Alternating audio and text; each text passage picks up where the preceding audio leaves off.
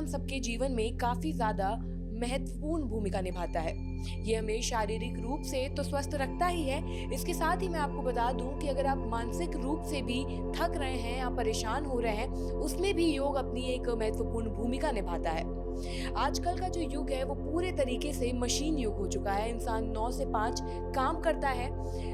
सुबह लोग जिम भी चले जाते हैं, वर्कआउट कर लेते हैं, लेकिन उसके बाद भी शारीरिक रूप से स्वस्थ रहने के साथ साथ वो मानसिक रूप पर ध्यान देना भूल जाते हैं। और इन्हीं सब चीज़ों पर बात करने के लिए हमारे साथ योग आचार्य मौजूद हैं, जिनका नाम है केडी मिश्रा सर। बहुत बहुत स्वागत है सर आपका।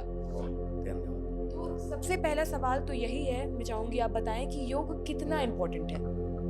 देखिए, योग की गरिमा इतनी है कि इसके विज्ञान को समझना हर व्यक्ति के बस की बात नहीं है, लेकिन जो अगर योग को साध लेगा, यानी प्राचीन पद्धति विज्ञान, इस शारीरिक विज्ञान की जो प्राचीन पद्धति हमारे ऋषि मुनियों ने दिया है वो अद्भुत है, अकल्पनीय है, जिसको आप करना आरंभ कर देंगे, अगर सूक्ष्म क्रियाओं से भी आरंभ कर देंगे तो उसका रिजल्ट निरंतर आपको मिलता रहेगा। तो ये समझिए कि ये इतना इम्पोर्टेंट चीज़ है कि लोग जो है दवा खाना पसंद करते हैं, लेकिन सुबह प्रातःकालीन उठना नहीं पसंद करते, चलना नहीं पसंद करते हैं। या हम कह रहे हैं मत करिए आप आसन, पहले टहलना शुरू कर दीजिए, फिर आप सांसों की गतिशीलता को पहचानिए।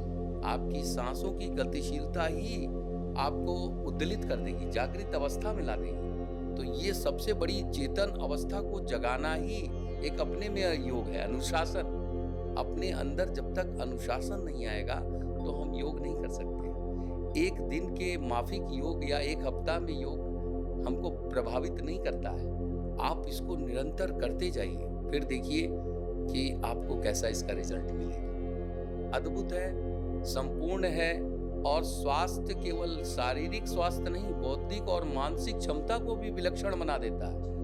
आध्यात्म ऊर्जा का केंद्र बिंदु है योग, और इसी को तो पहचानने की जरूरत है।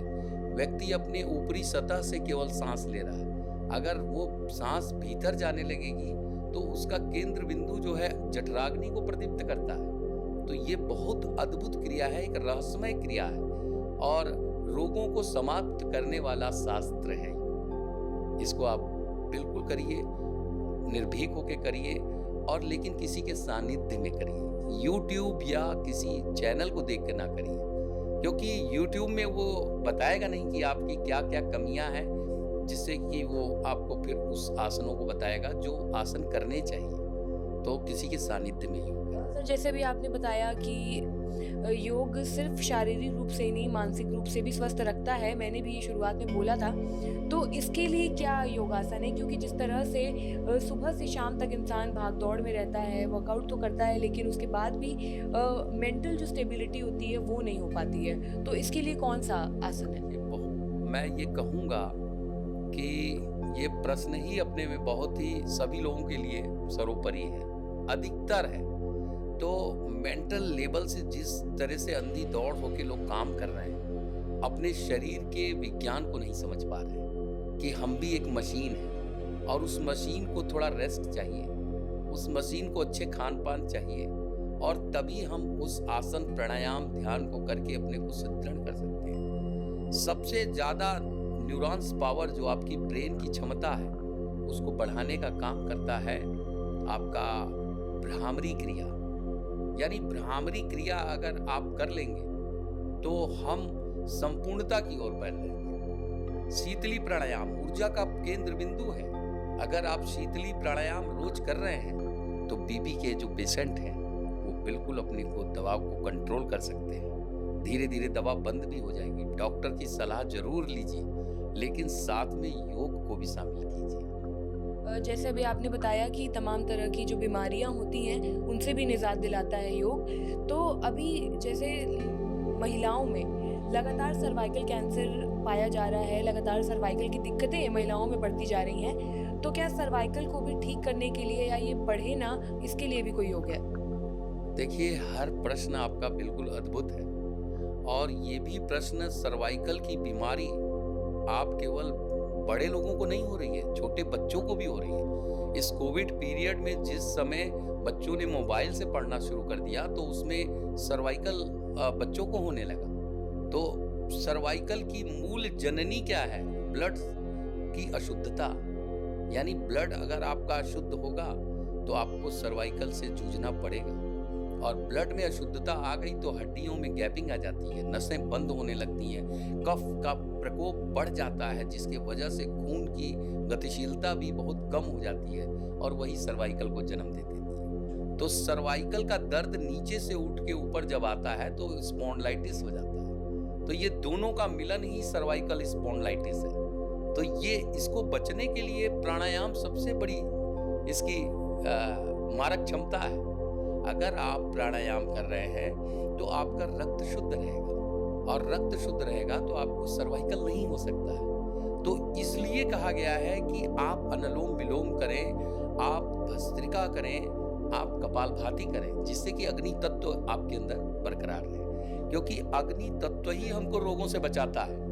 और अग्नि तत्व को अगर आप धारण कर लेंगे तो हम गारंटी के साथ कह सकते हैं कि सर्वाइकल स्पॉन्डिलाइटिस या कैंसर सर्वाइकल भी आप मात दे देंगे। तो सर, जैसे अगर किसी चीज़ के फायदे होते हैं तो उसके नुकसान भी होते हैं। तो जैसे अगर योगासन है तो ऐसी क्या चीज़ है जो योग करने से पहले नहीं करनी चाहिए, या फिर किन बातों का ध्यान रखना चाहिए, वो क्या बिल्कुल? देखिए, ये केंद्र इस बात को बहुत कम लोग जो है समझ पाते हैं और बहुत कम लोग फॉलो भी करते हैं।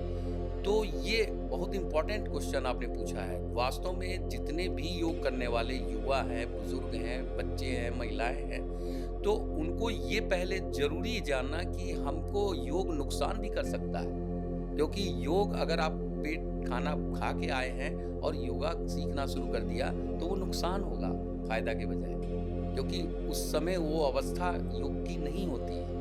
बहुत ज़्यादा टाइट कपड़े आपने पहन रखे हैं, जींस का पैंट पहन के योगा कर रहे हैं तो भी बड़ा नुकसानदेह है। कपड़े ढीले होने चाहिए, खुली जगह पे होने चाहिए।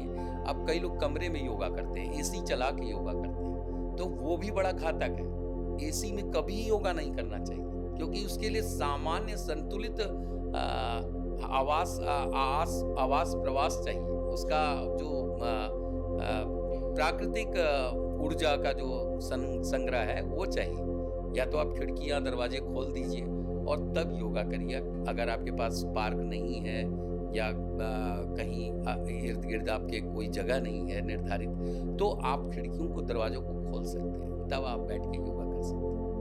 आखिरी सवाल और है सर आपसे कि जैसे एक मैंने सर्वाइकल वाला सवाल किया था, वैसे ही एक स्पाइन की भी दिक्कत काफ़ी ज़्यादा देखने को मिलती है, क्योंकि ज़्यादातर जो ऑफिसेज होते हैं, कॉर्पोरेट ऑफिस होते हैं, उनमें चेयर्स उस तरह के नहीं होते हैं, आपको झुकना ही पड़ता है काम करने के लिए। तो उसके वजह से भी काफ़ी ज़्यादा केसेस बढ़ रहे हैं स्पाइन को लेकर के। देखिए, स्पाइन और बैंड की प्रॉब्लम न्यूरो को जन्म देता है, रोगों को। न्यूरो के रोग जो है स्पाइन के वजह से ही होते हैं। वेरिकोज हो जाता है। अगर आप बहुत ज़्यादा कुर्सी पे मुड़ के बैठ रहे हैं, लगातार एक पोस्चर में बैठ रहे हैं, तो उनको वेरिकोज हो जाता है। या आपका पैर कभी ऊपर उठता ही नहीं है, या आप चलते नहीं हैं, तो ये बीच बीच में उसकी एक्सरसाइज दी हुई है कि वेरिकोज ना हो। खासकर हमारा जो है पैर बीच बीच में उठना चाहिए।